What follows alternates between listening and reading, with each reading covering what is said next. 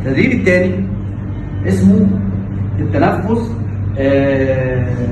الجهد او التردد المعدول. يعني ايه؟ كل الفكره ان انا باخد نفس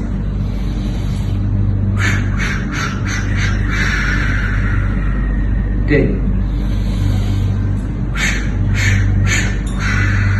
بطلعه في 4 مرات. بيساعد في ايه؟ بيساعد في الثبات الاولاني اللي هو الاسترخاء، بيساعد في الاسترخاء، بيساعد ان انت لو انت حاسس ان انت قلقان متوتر بيساعد ان انت تخليك تكون احسن.